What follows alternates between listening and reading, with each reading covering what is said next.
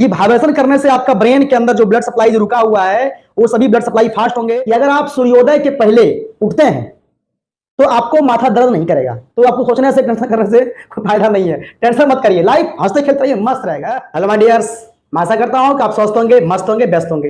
तो आज बताने वाला हूं आपको माइग्रेन के बारे में। माइग्रेन यानी कि अधकपारी, आधा सर में दर्द। एक कमेंट भी आया जैसा कि आप देख रहे होंगे। तो माइग्रेन आजकल बहुत अधिक बढ़ रही है और खास करके युवा वर्ग का पीढ़ी में ये माइग्रेन यानी अधकपारी, आधा सर में दर्द होना ज्यादा बढ़ रहा है। हालांकि ये types of headache, migraine headache यानी कि अधकपारी, हो सकता है आपको इस तरफ दर्द करे, हो सकता है आपको इस तरफ दर्द करे, या तो यहाँ पर दर्द करे, या तो पीछे कोई भी एक साइड में हेड में दर्द करेगा, वो माइग्रेन। एक न्यूरोलॉजिकल डिसऑर्डर है, इसमें कि हमारे ब्रेन को स्पेशली फंक्शन करने में दिक्कत होती है।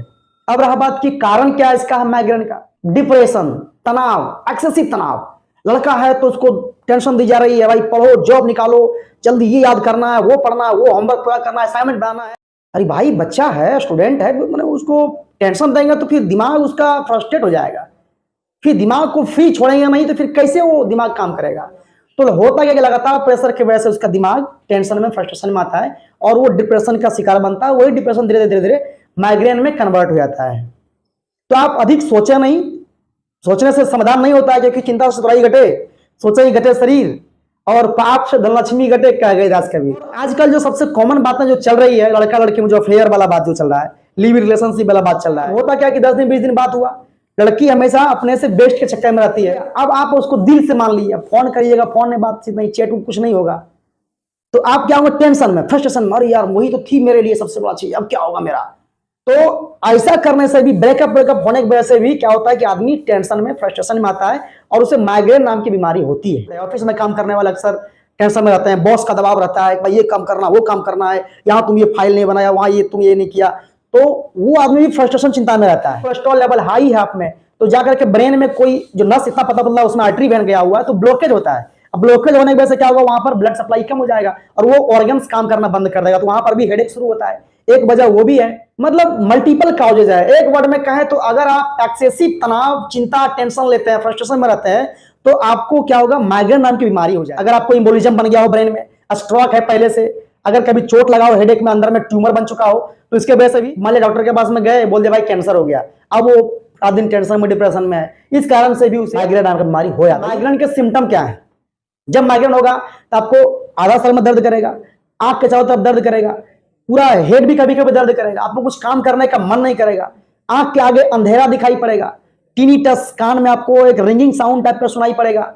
इसके अलावा कंफ्यूजन, किसी को देखेंगे आप तो कंफ्यूजन टाइप का रहेंगे, लॉन्ग टाइम तक बैठे रहेंगे डिप्रेशन में, क्या होगा, नहीं होगा, कुछ नहीं होगा, होगा वही जो लिखा है, दूसरा कुछ नहीं होगा। तो आपको सोचने से, टेंशन करने से कोई फायदा नहीं है। टेंशन मत करिए, लाइफ हंसते खेलते रहिए, मस्त रहेगा। कोई है वही जो राम रची रखा, फिर आप क्यों दिमाग लगा रहा है फालतू का। हाँ, कुछ काम है जो आपको करना होगा, राम के भरोसे बैठिए, नहीं चलने वाला ना, आपको करना होगा कुछ नहीं। इसके अलावा आपको इंसोम्निया रहेंगे, इंसोम्निया में नींद नहीं आएगा प्रॉपर, रात भर जगह रहिएगा, एंजाइटी, बेचैनी टाइप रहेगा अंदर से। इसके अलावा ब्लर विजन, धुंधला दिखाई पड़ेगा आपको आगे, रिकॉलिंग पावर कम हो जाएगी, कंसंट्रेशन लॉस जाएगी आपकी, रिमेंबर पावर, याददाश्त क्षमता भी कम हो जाएगी, कभी कभी सुसाइडल टेंडेंसी बन जाता है। अब रहा बात किसकी डायग्नोसिस क्या करेंगे हम, तो जब भी कभी आपको लगातार दर्द रहे लंबे समय से, तो पहले न्यूरो फिजिशियन से मिलिए, वो सलाह देंगे क्या करना है। इसके अलावा आपको टेस्ट करना होगा इसमें, जैसे सीटी स्कैन या तो एमआरआई करना होगा हेड का, विटामिन प्रोफाइल टेस्ट करवाएंगे, सीबीसी करवा सकते हैं, स्पाइनल टैप करवाएंगे आपको। इसके अलावा ईएमजी एक होता है, इलेक्ट्रोमायोग्राफी। इसके अलावा आपको ईकेजी, इलेक्ट्रोकार्डियोग्राफी भी हो सकता है, ईईजी, इलेक्ट्रोएन्सेफेलोग्राफी, जो ब्रेन का जांच है, वो सभी टेस्ट इसमें की जाएगी। उसके बाद में फिर डॉक्टर डिसाइड करेंगे कि इसका प्रॉब्लम वास्तविक में है क्या। ये सभी टेस्ट हो गया। अब रहा बात की दवा क्या चलेगा इसमें, कैसे ट्रीटमेंट होंगे। अगर आपको लगातार दर्द रहता है तो आप आइबुप्रोफेन, इसके अलावा एस्प्रिन, आप नेप्रोक्जेन या फिर पैरासीटामोल, इसमें से कोई भी दर्द की दवा ले सकते हैं। लेकिन यही है कि दर्द की दवा की एक लत लग जाती है, आदत लग जाती है। अब रहा बात की एकदम दर्द जब हो तो उसमें क्या क्या, माइग्रेन के लिए बेसिक दवा क्या क्या है। अगर आपको शॉर्ट टाइम के लिए डिहाइड्रो इर्गोटामाइन नाम का टैबलेट आएगा, इसको आपको खाना है तो शॉर्ट टाइम माइग्रेन वाला प्रॉब्लम सॉल्व हो जाएगा। इसके अलावा लेस्मीडिटेन, एल्मोट्रिप्टान, एमिट्रिप्टिलिन, ये सभी दवाएं हैं जो आपको माइग्रेन में दी जा सकती है। इसके अलावा आपको एंटी कन्वल्जेंट, मतलब अगर कन्वल्सन स्ट्रोक टाइप का लग रहा है, तो एकदम ये होता है वर्टिगो, मतलब चक्कर टाइप का लगता हो आपको, तो उस केस में आपको वाल्प्रोइक एसिड या तो सोडियम वॉल्प्रोएट ये दवा चलाई जाए। इसके अलावा न्यूरॉन्स कहीं कहीं प्रॉब्लम है तो उसके लिए विटामिन B12 का मिथाइल कोबालामीन में दे सकते हैं आप दवा। मल्टीविटामिन वीकनेस को दूर करने के लिए ये सब दवा चलेगी इसमें। अब रही बात की क्या क्या इसकी बचाव होगी, तो बचाव में आपको टेंशन बिल्कुल लेना नहीं है।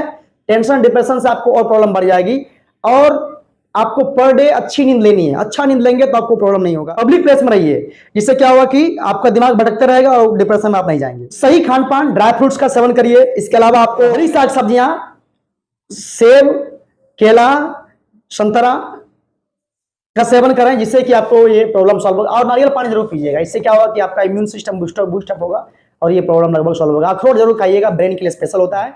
इसमें आप नॉनवेज नहीं खा सकते, अधिक तेल मसाला वाली चीज नहीं खा सकते, आप बाहरी खाना नहीं खा सकते हैं और सही टाइम को अपना घूमना टहलना फिरना सोना जगना कर लीजिए, बस सब कुछ ठीक है। मतलब रूटीन सुधार लीजिए आप। होता है बहुत लोग कि रात भर बात करता है, कहीं पर फोन पे लगा हुआ होता है आजकल समय में, पढ़ने आया तो बात करेगा ही, चैटिंग करेगा ही। रात भर कब 12-1 बजे आता, 2 बजे तक पता नहीं चलता है, तो 4-5 बजे तक बात करता है, फिर सोएगा वो 4 बजे 5 बजे, सोने के बाद उठेगा सीधा 10 बजे 11 बजे। अगर आप सूर्योदय के पहले उठते हैं तो आपको माथा दर्द नहीं करेगा, क्योंकि उस समय ऑक्सीजन लेवल हाई होता है, इन्वायरमेंट भी शांत होता है। और गुड़ या फिर मिश्री में आप चिनिया बादाम यानी मूंगफली मिला करके खाइए, एकदम आपकी प्रॉब्लम सॉल्व है। मेडिटेशन, पर डे बैठने के बाद में ये ज्ञान मुद्रा में हाथ रहेगा, पालथी मार के बैठा हुआ, दोनों आईब्रो के बीच में फोकस करना है, यहाँ पर एकदम यहाँ फोकस करना है कि मेरे दुनिया में सब कुछ ठीक चल रहा है, कोई दिक्कत नहीं है। ये हुआ मेडिटेशन। इसके अलावा भ्रामरी प्राणायाम, ऐसे ऐसे सांस लेना है, कान को बंद करनी है और भंवरे की तरह गुनगुनाते हुए सांस को बाहर छोड़ने से, किस तरह से